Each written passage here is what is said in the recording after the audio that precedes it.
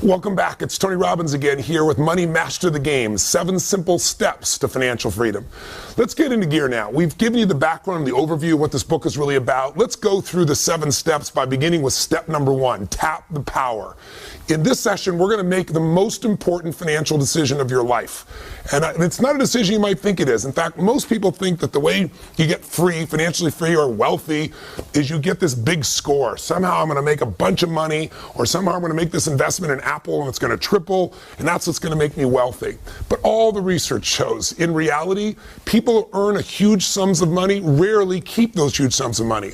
And very few people really get to the number that they're really after when they're trying to make that big score. And so I really want to show you a much simpler way.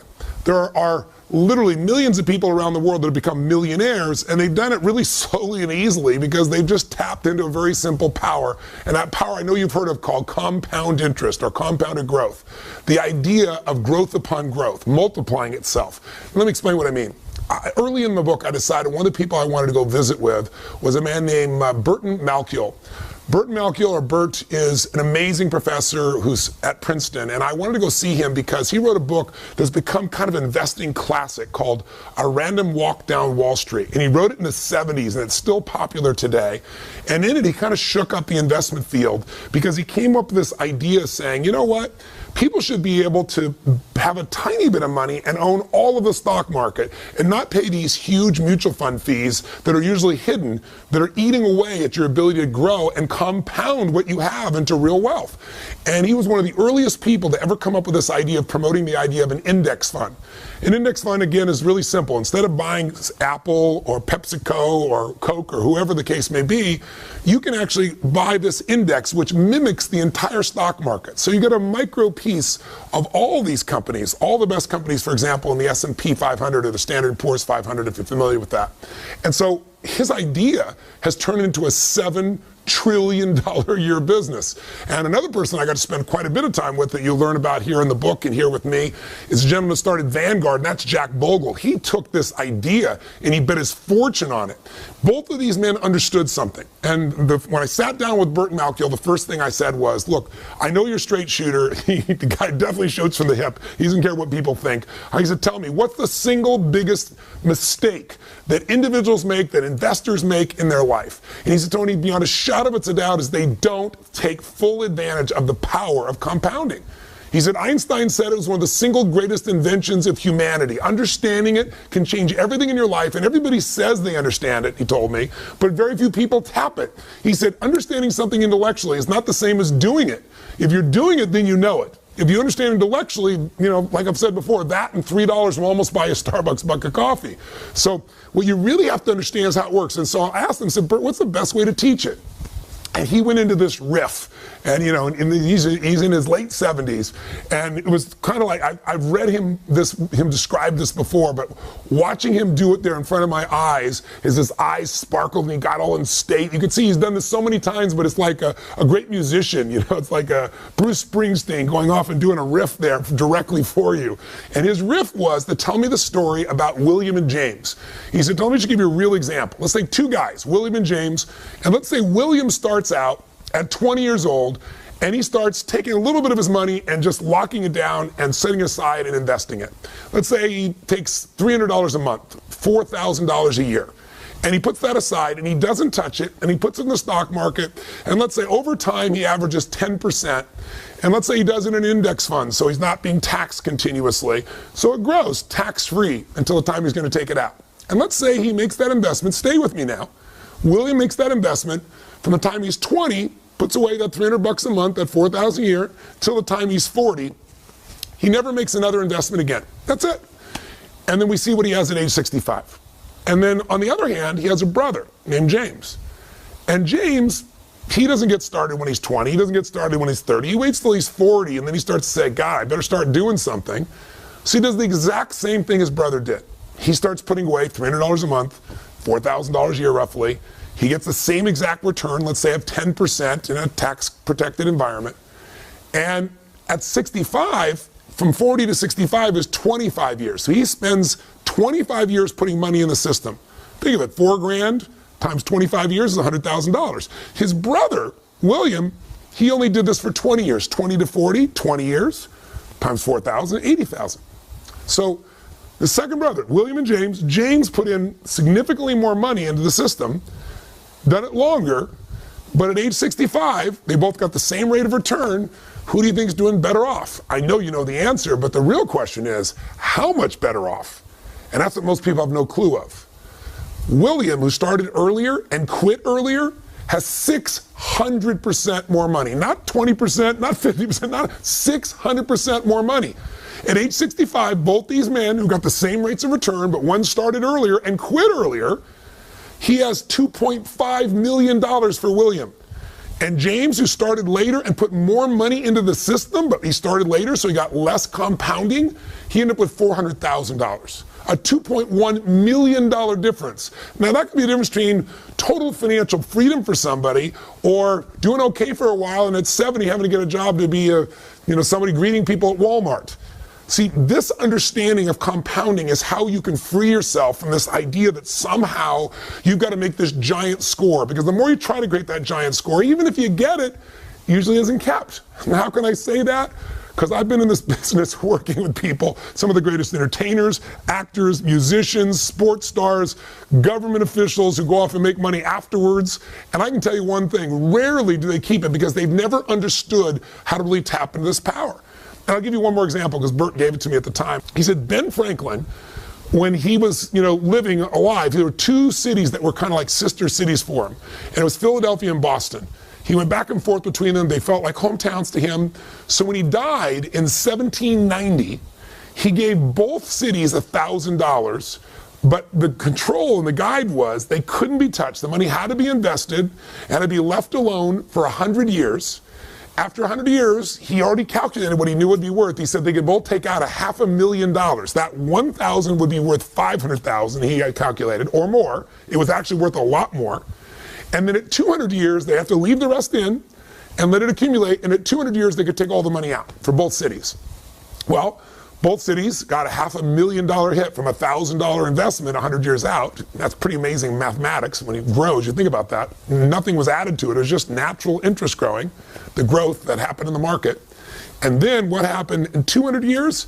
That $1,000 had grown to $6.5 million, even though they'd already taken $500,000 out and it didn't get to compound for 100 years. $6.5 million, that's a 3,000% return. So compounding is amazing. And I know you've heard of it. I'm sure you've got examples you've heard. But what I really want to do in this particular session with you is get you to take step one to financial freedom. And that is to start tapping this power. And the way you're going to tap this power is give up the illusion that you're going to get this home run. I'll help you with a home run. We'll use a metaphor. How about Curt Schilling? Boston Red Sox. If you're a sports fan, you know about this man because he went to 2 World Series. Brilliant man. He made $100 million in income. $100 million. Now check this out. How much does he have today? He's bankrupt. In fact, he's not only bankrupt, he's upside down $50 million. How's that possible? Because when people make huge sums of money, no matter how much money we make, have you ever noticed that we seem to find a way to spend it? And you say, that's impossible. But when you make that much money, you buy yourself a business or you buy an island, and guess what? You can be upside down so quick it makes your head spin.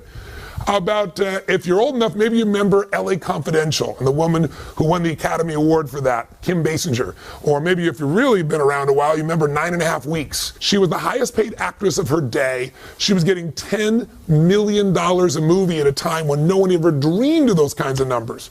But guess what? Today, she went through bankruptcy. She bought a little town, paid $20 million in Texas for a town, made some bad mistakes, and went bankrupt. I could give you a list that'll make your head spin. I mean, some of the greatest people that found themselves, if not bankrupt, completely busted. People like Willie Nelson, Marvin Gaye, Francis Ford Coppola, who did Godfather, for God's sakes. These are people that made more money than most people ever dream of. Or how about Mike Tyson? Mike Tyson made $500 million in prize money. He actually earned $500 million and then went bankrupt. In fact, he was upside down $27 million. Michael Jackson reportedly had a contract for almost $1 billion, and he couldn't make the payments on his ranch, the Neverlands Ranch, of $25 million. And after he's passed away, people have made a fortune, like a lot of artists. But at the time of his death, things are pretty rough. So it doesn't matter how much money you have. In fact, most people describe what happens with, let's say, a fighter, even somebody as brilliant as Money Mayweather, brilliant guy, unbelievable fighter. But if you talk to nobody less than 50 Cent, his former friend and partner, he said, let me tell you what he does. He goes out and he fights, he gets the money, he spends the money, and then he fights. He said, and he carries around a Louis Vuitton bag full of literally $1 million in cash, just in case anything special happens he wants to take advantage of. So God forbid if something happens to this man and his ability to fight, he could be in real trouble. We can't do that. And it's easy to make fun of somebody else and go, well, look at what they're doing. But don't most Americans really, instead of fight, say work, earn the money, spend the money, work? That cycle is the worst cycle on earth, and that's a cycle I want to get you out of right now, today, by tapping the power and making step one the most important investment decision in your life. So what the heck is it? Well, what if you decided that you were no longer going to be a financial trader? What are you talking about, Tony? I'm not a financial trader. I don't invest in stocks. I don't do that stuff all day long. Most Americans are financial traders, even though they don't think of themselves that way. Why? Because if you're trading time for money, you're making the worst financial trade in the world. Your goal, and the goal I have for you with this book, is to make money your slave. You want money to work for you, so you don't have to. Until that happens, you'll always have some level of uncertainty or fear or stress or insecurity, because there's only so many things that can happen that mess up your income flow and you're in trouble. What would it feel like if you could build what I would call a money machine? Something that made money while you slept. Something that literally every day of your life, even if you weren't working, could provide you an income without ever having to work again. Because I ask people all the time, what are you investing for? And people say, well, I don't know, I'm doing my 401k so someday I can retire, or I'm investing so that I can get, more assets or a bigger nest egg. No, you're not. You're investing for one thing and one thing only. You're investing because you want an income. You want an income that will last longer than you live. In fact, I mentioned before, the number one fear of baby boomers today is that not they're going to die. That's their number two fear. The number one fear is I want to run out of money while I'm alive. And millennials have the same fear because, according to statistics, about 70 to 75% of the people are going to run out of money before they die. And we're all living longer, so the chance of that happening is off the charts unless you and I create a money machine. What does that mean? It's really simple. The most important financial decision of your life is deciding that a portion of all the money you earn in your life is yours to keep. That you're not going to give it up. It's for you and for your family, and you're going to keep a portion of what you earn forever, and you're going to grow it. That you're not going to give it to, Kate Spade. You're not going to give it to the Gap. You're not going to give it to whoever you normally gave it to. You're going to keep that for yourself, and you're going to grow it into something that literally will make it so you don't have to work as long as you live. I call it a money machine because it's really simple. If you were to just think of yourself right now as you're a money machine, if you take a look at this graphic, here you are, you worked your tail off, and what happens? You use your efforts to get money. You trade time for money, you take work and effort for money. But what if you just did something so simple? You already know to do it, you're just not probably doing it at the level that you could. What if you made a decision that a percentage of what you earn, you're never going to see it? It's just going to instantly and automatically be put into building this money machine, where you're going to take a portion of what you earn, 10%, 15%, 8%, 20%. You get to decide the number. But a portion of what you earn, no matter what, before you ever see it, it's almost like a tax, but the tax is paid to you instead of the government. The tax is for your future self. The tax is about creating financial freedom, so you're not like most people who end up their life being stressed out all the time, where you're the person that can do what you want, when you want, where you want, with whomever you want, because you got freedom. How do you get there? You take a portion of this money that you've done right now and you've earned, you automatically start to fill up this money machine. And just visually imagine, as you work, more goes in, you fill it up, and there's a point. A tipping point, if you will. We call the tipping point a critical mass. There's a point where the money you've saved and invested will have grown to a point that there's enough there that if you were to get just a small return on your money in a secure environment, the income off your investments, just the income, the investments are still there, the money is still there, that critical mass, that nest egg is so big that the interest you make on it alone, that interest gives you the income you need to live your life as long as you live without ever having to work again as long as you live, period. Now, I have that privilege And I'm fortunate to have helped a lot of people establish that who thought it would never happen, because they don't understand that when you take that little piece aside, you're not just putting in this money machine. If you're smart, if you do what we show you in this book, the other 6 steps, that money won't just sit there accumulating. That money is going to grow. That money while you sleep is going to make more money and grow and grow and grow, so you get to that critical mass, that nest egg, that peak number where the income frees you for the rest of your life. Now here's what's ironic. And I mentioned this before, but I want to reinforce it for you. If you do this, you will get to the point where you won't have to work. And then I will warn you in advance, you will work. And the reason why is because the secret to financial freedom is not having to work. It's not working. The idea that you don't have to work frees you up. Us, as human beings, we have to do something to be productive or we go crazy. I can't tell you the number of people that I've met who've hit the jackpot and then they don't do anything and they're depressed or they're frustrated or they're bored out of their mind. You just want to make sure that what you do with your time is what you love, that it's your passion. And if your passion is your work, you'll work more. In fact, it used to be that the game, remember, was get rich and retire at 40. And now the game is get rich and retire at 80 or 75 or 85. Like I've told you, my friend Steve Wynn, 72 years old, still going there. Warren Buffett, 84 years old. I mean, you can go to person after person after person. The people who make the most money, people who make more than $750,000 a year, the vast majority say they'll never retire, or if they retire, it'll be in their late 70s. That's because the game is different. But I'm going to tell you something, when you don't have to work, you don't have to, you walk different, you talk different, you feel different. You go, Tony, well, that sounds like a pipe dream to me. That's because you don't understand compounding. Because you're looking for that big score that hopefully someday you're going to get, when really, truly, if you were William and not James, and you took a little bit of money and set it aside, and you just let that grow through time, you could have millions of dollars for yourself. And I'm going to show you how to make sure to maximize it. I'm going to show you how to make it more tax efficient so you keep more of that money. I'm going to show you how to diversify it so you protect it. I'm going to show you what I've learned from the best people on earth, but none of it is any good if you don't decide on a specific number that you're going to automate to make this happen. Now, I know when I say this, a lot of people say, well, how much? Well, the minimum should be 10%. And ideally, in the world we live in today, if you're 40 or above 45, you should be looking closer to 15% because you have less time to use compounding. So you got to load the system with a bit more. And first thing you'd say, I'm sure many people say, are you kidding me? I don't have that kind of money. I'm spending everything I have right now to keep my credit card bills going, to keep myself going. Everything I earn, I spend. That'll always be true. It doesn't matter how much money people make. Trust me, I've been there myself.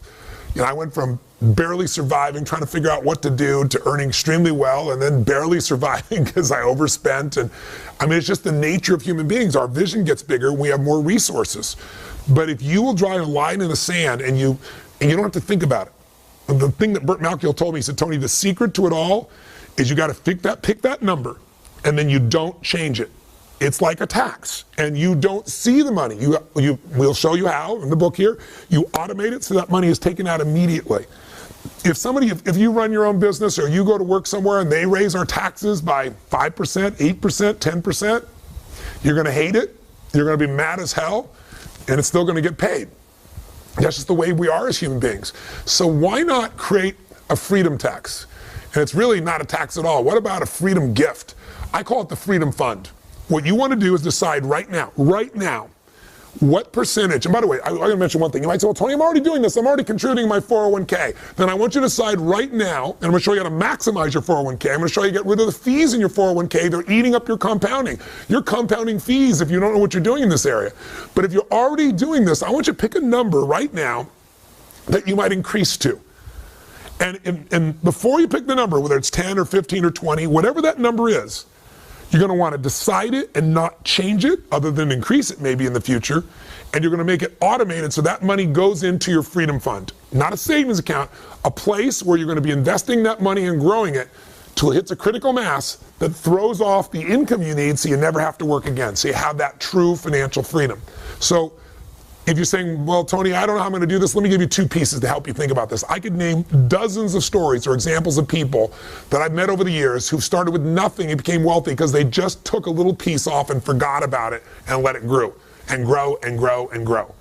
But I'll give you one of my favorite examples, Theodore Johnson. This is a man who never made more than $14,000 a year in his entire lifetime. He worked for UPS, and he only did one thing different than most people. At late stage of life, in his late 80s, he's worth $70 million. He did not inherit any money. All the money came from compounding $14,000 a year. How did he do that? He committed to one thing. He decided 20% of all he earned was going to be set aside. Every check, every bonus, every situation, 20%. There was no excuses. He'd have to find a way to do things differently, earn money other places, but that 20% was sacred. And it compounded over a lifetime for him and gave him $70 million. In his late 80s, he donated $35 million away, still had $35 million, and guess what? Never made more than 14 grand. I mean, there's no excuse. When you understand the power of compounding, it's game over. But you gotta get beyond your knowing what it is to acting, and that's really what I'd like you to do right now. So right now, why not make a decision right now in this moment and say, this is what I'm gonna do. I'm gonna stop trading time for money. I'm gonna make money work for me. I'm gonna make money my slave, and I'm gonna make a decision right now that no matter how hard it may seem in this moment, I'll get used to it. I've got to decide a number that I'm going to set aside, and that number's not going to move, and I'm going to automate it. What is that number for you? Is it 10%? Is it 15? Is it 18, 20? Is it, gosh, I got to at least start with 7? What's the number going to be? Make a decision right now. And if you already have a portion that you're putting aside, it's only going to get you so far. Make a number larger now. That'll be the decision, the most important financial decision in your life, because investing can only be done with the capital you set aside. And if you wait to have a bunch of money to invest, you'll lose all the years that little bit of money could have been compounding and going crazy. Compounding is the ultimate power. Tap that power right now by making your decision. Have you made it? Write it down. You know, when you think of something ahead, it goes out. Write it down. Drop it right now into your planner. Send yourself an email with that in the headline. What are you going to do right now so you lock it in your head? And so you lock it in your life. And then the question is, how do you go about automating that? Just open the book, chapter 1.3. It'll walk you through how to do it. You can go to Schwab. You can go to TD Ameritrade. There are a variety of people that can automate it, so it takes right out of your check into holding place. You say, well, then where will I take that money? Where will I invest that money? Those are the steps to come.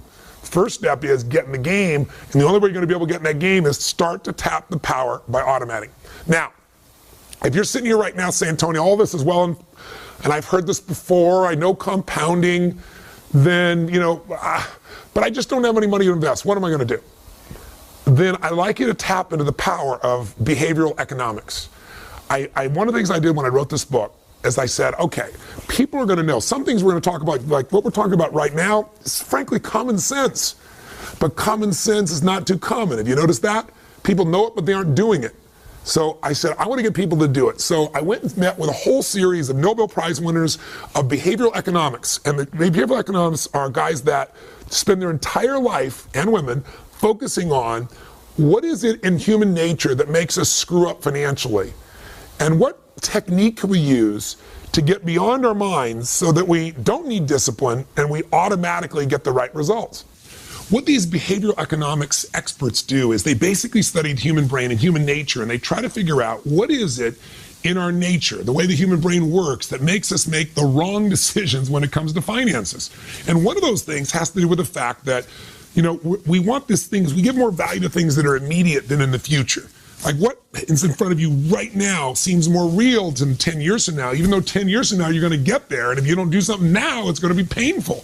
And so a lot of these experts have figured a way to get around your own nature with these little behavioral tricks. So it doesn't take discipline to make it happen. So for example, Shlomo Benartzi, who's from UCLA, and Richard Thaler from Chicago, both came up with a brilliant system called Save More for Tomorrow. Let me explain how it works. So if you right now say, Tony, I know I've got to save. I know I've got to get, I've got to start tapping the power of compounding, but I'm spending every dime I have and there's no way out. First, bullshit.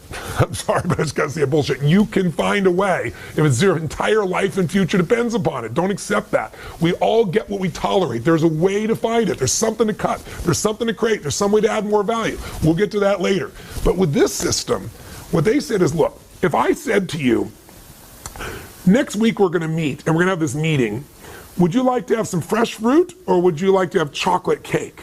When they do this research with students, about 80% of the people say, no, I'll have some fresh fruit, especially in an environment that is somewhat health-oriented and so forth. But when they get to the meeting a week later, exactly the opposite, 80% reach for the chocolate, the chocolate cake. So it's always easy to diet in the future. And similarly, when I say you got to take some money today and invest it, your brain says, oh, I don't have any room for that, there's no time for that. So what Shlomo and his partner Thaler did is they said, what if we let people save more tomorrow? What if you said to people today, make a commitment today that when you receive your next raise of any sort, that raise will then be put aside for savings in your freedom fund and to building your financial future. And interestingly enough, most people are saying, I'm willing to do that. I can't do it right now, but I'll do it in the future. And as a result, if you do this program, and I explain it in the book in more detail, but just the highlight note is you can go to your HR department and you can let them know. For every raise you get, you're going to take out X percentage. I'll give you an example. They took a group of people in the Midwest who were blue-collar workers with no room to be able to save. These are people that said there's no way. So both Shlomo and Thaler together said, you gotta save 3.5%. Anybody can save 3.5 cents out of a dollar, and you've gotta do that. So they all agreed. They said, but then you're also gonna be used to this formula of save more for tomorrow, which means every time you get another raise, another 3% or 3.5% is gonna be set aside. The most crazy thing happened. This group of people went from saving nothing, or 3.5%, to saving 14% on average. Now, when you start saving 14%, it's a different universe. You're going to start compounding. Get this, 65% of these blue-collar workers who never saved anything in their life were saving 19%. Now, when you start saving almost 20%, that's what made this man with $14,000 a year end up with $70 million. That's the power of compounding activated. So here's what I'm going to say to you. There is a way. And if you say, Tony, well, but there isn't. Okay, I'll agree to do this in the future, but what if I don't get a raise? Well, if you don't get a raise, I'd say to you, learn to become more effective. I always tell people, find a job where your raise becomes effective when you do. Either own your own business, get yourself in sales, do something where you have some control, or start a little business on the side. We can talk about those things later, but for right now, let's pretend you can't get any more money anywhere. How could you still do it? You can save and get that money to invest. Save something you're spending money on. How about this? Take one night a week and don't go out to dinner. Order a pizza in, watch a movie at home instead of going out to the movies. You'll save at least $40. In the world we live in today, probably a bit more than that. If you save $40 a week by just having a pizza, not going out for dinner on one of those nights, or not going out and spending that money, $40 a week sounds like so small amount. But if you took that money and you put it in your freedom fund, and you grew it at 8%, and we're going to show you some people, for example, in this book, who've averaged over 75 years closer to 10%, and with very little risk up and down. But let's say you averaged 8%, and you left it in there for 40 years. You know, you're 20 years old, you're 25 years old, you're 30 years old even. Plenty of time. Do you know what that money turns into? $40 a week? That's almost $2,000 a month. At 8% compounded turns into $500,000 by itself. See, the money's going to get spent. The only question is, are you going to compound it in something real, or are you just going to throw it away? The real goal in step one here, tap the power. If you want to say, what's the first step of these 7 steps? They're going to get you financially free. You tap the power by stop being a consumer and start to become an owner. That's what you are when you decide to invest. You become an owner in American business or world business. And when you own businesses that are growing, you get to grow with them. And as they compound in their value, you get to compound what you have in your ownership of them as well. So you've got to become an owner, and you've got to become an investor. And the only way you can do that is decide on percentage you're going to set aside. Now, you can use save more for tomorrow, start with a small amount and build up. That's such an easy way to do it. You can just say, boom, I'm going to start with 15 right now. But you got to make sure that it's automated. And if you're still saying, okay, all this is wonderful, but where do I come up with this money? Well, let's take something. You've all heard of people talk about their Starbucks strategy, stop drinking Starbucks. I think a lot of you are going to still drink your Starbucks. It's pretty addicted. But I'll give you a simple one. How about bottled water? You know, I come from Fiji. I have a home in Fiji, and Fiji water is very popular around the world. I don't know what bottled water you drink, but almost everywhere you go, nobody drinks out of a tap, and I think for damn good reason. But there's an alternative to the tap. It's called filters. Filters cost almost nothing and they don't waste all the plastic. Do you know the average person, if they took 2 drinks of bottled water a day, it's the same as your pizza, right? 2 drinks a day, just think of it, over 30 days, check it out, 60, right? Times $2 each, and you start going, I got myself $120 a month. You know, if it's 3 bottles of water a day, that's $180 a month. $180 a month is going to get you past that, get you in that $2,000 range again. How about you just drink filtered water, get a filter at home? How about you get yourself, we have in our home here, these plastic bottles that you keep reusing that they don't leach plastic also, so you're not polluting your body. And by the way, did you know a plastic bottle, sorry to get all eco on you right now, but did you know 1 plastic bottle takes on average 450 years to break down? I'm living here on the ocean and almost every day there's some plastic that'll get rolling in here, and some of it's been out there for 50 years and it's still coming back ashore. It's insane. We're living in a way that makes sense. We're using all this fuel to bring the water from someone else when you could filter it right here. How about you save yourself that money and put another $500,000 in your pocket through time? Just another way of thinking about it. In fact, if you're trying to figure out how the heck do I ever get the money to invest in the first place, I'd say there's a couple places you could look, and I'll wrap this video up. One, you could certainly find some things that you're currently spending money on that no longer give you joy. A friend of mine I wrote about in the books, the lady here she finally figured out she was spending so much money on her car. It was an old car, and the fixing in the car and the fuel in the car. With financing, she'd go buy a brand new car. She went and bought a brand new Cherokee white pearlescence Jeep. She had this giant smile on her face. She'd only been through like 5 chapters of the book, but she figured out, you know what? For the money I'm spending, I could have a much better quality of life. And she was saving money also that she now put in her freedom fund to invest.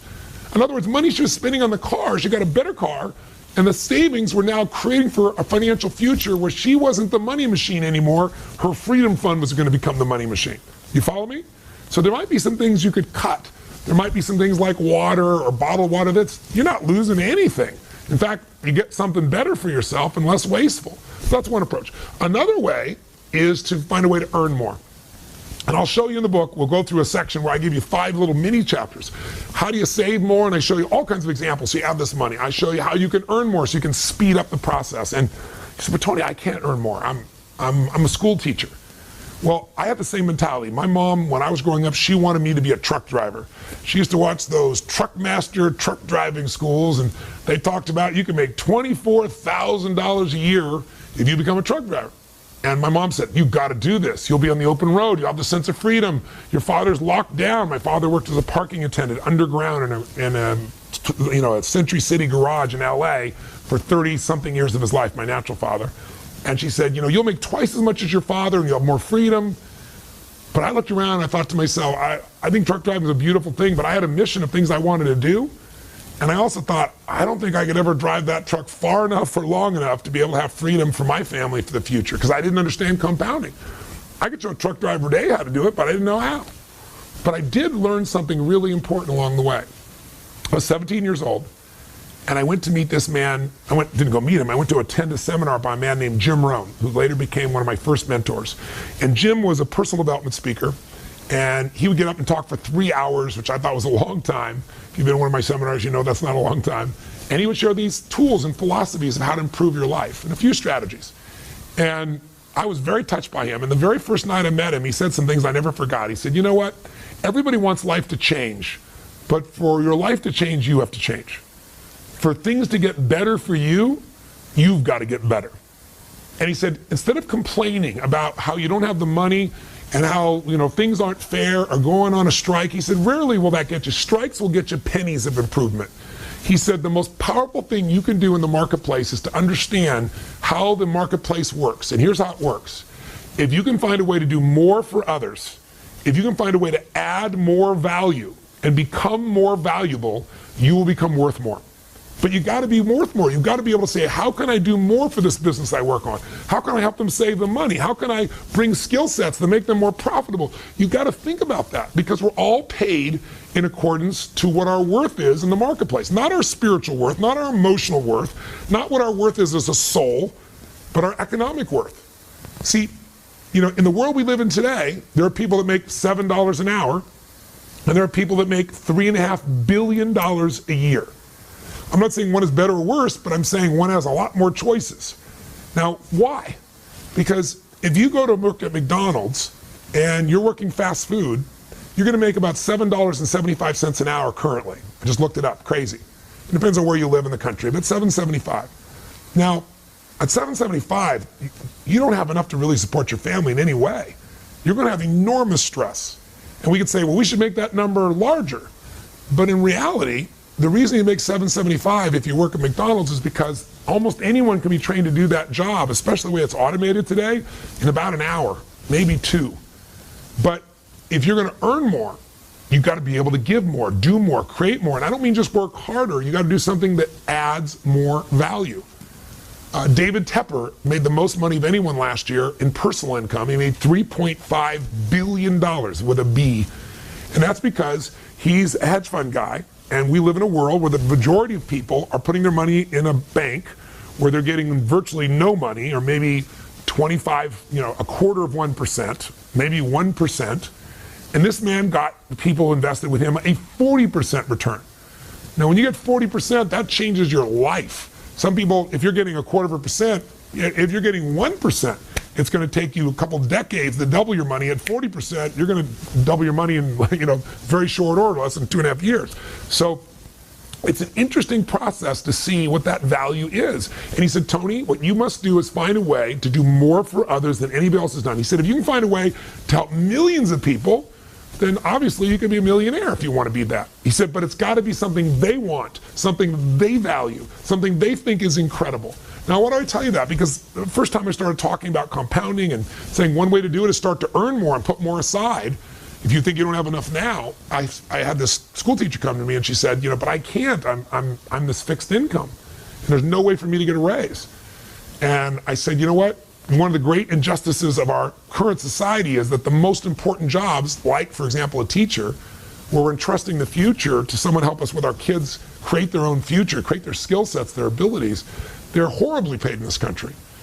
But you can complain about the system, or you can take control of what's within your own control, and you can find a way to add more value. She goes, how am I going to do that? I said, I know a school teacher, I described him in the book, who makes $4 million a year. How? He decided, I love working with 30 kids, but if I only work with 30 kids, I'm going to make $60,000 a year. But if I can find a way to work with hundreds of thousands of kids, I could earn hundreds of thousands or maybe millions of dollars. And all he did was he became incredible as a teacher. He's a Korean man, and he just kept better and better. He's always finding a better way to teach, always finding a more enjoyable way to teach, always finding a way to help people remember and learn quicker. He was just a learning machine, and that added value. Every other teacher taught the same stuff. He brought students unique things, and they wanted it. So he created a website where he could mentor them, and we automated the mentoring. He now makes $4 million a year. So I'm just saying this to you, not to say you have to make $4 million a year, but my bet is, with some creativity, you could come up with something that could bring you an extra $300 a month. And $300 a month, invested over time, could easily bring you $1 million, just based on the math and types of returns I described to you earlier. Not a bad thing. If you found a way to do something bigger, all the more power to you. I got a chance, I was on the Today Show one day, and they called me up and they said, we got Warren Buffett, and we want to have you on, and we're going to have the woman who is the youngest female billionaire in the world. And she has this company called Spanx. And I said, what is Spanx? And if you're a woman watching, I'm sure you're smiling, laughing. He doesn't know what Spanx is. Most men don't know what Spanx are, but I guess it's kind of an undergarment that women use to help them effectively shape their body under a dress. This woman, she had no idea how to become a billionaire. It wasn't even her goal to be a billionaire. She just wanted to solve a problem that a lot of women have. And she was on her way to a party, and she cut some pantyhose up and created this little device. And then she thought it was a great idea, and everybody said it was stupid. And she tried and tried and tried and heard no, no, no, and she just wouldn't give up. And then finally she got someone to make some, and then she sold some, and then she eventually got on Oprah. And now Spanx is a multi-billion-dollar business, and she's the youngest female billionaire in history. So I want you to know there's a range from school teachers to this one was working at Disneyland. There are people that might want to make $100, $500, $1,000 more a month. And if you find creative ways to earn more by giving more, by creating more, the answers are there. I just want to get you going. I've got a whole chapter on this, but what I don't want to leave this section with you doing is thinking, I can't do this. And I'll just give you one last one. Another way you get the money to grow your financial future is keep more of the money you have. So I've got a whole chapter here in the book on really It's the secrets of the ultra wealthy that you can use too. And you'll find it in section 5 of the book. And in fact, it's chapter 5.5 if you want to look it up when you go there. And what it is if you're trying to get financially free, you have to remember what is the most expensive cost that you have in your life. I mean, what is the deepest thing you're going to spend money on in your life? And for the vast majority of humans in this country, at least, and North America and most Western nations, it's taxes. And so taxes, you got to understand, in this country, the IRS, their job is really simple. They're not mean people. I mean, they're mean people in every industry, so I'm sure there's some. They're like Switzerland. Their job is to get as much money as they can from as many people as they can every year. And your job, according to the Supreme Court, is to use all of your ethical capacity, everything that's ethical, everything that's legal, to pay the least that you can, and you have that right.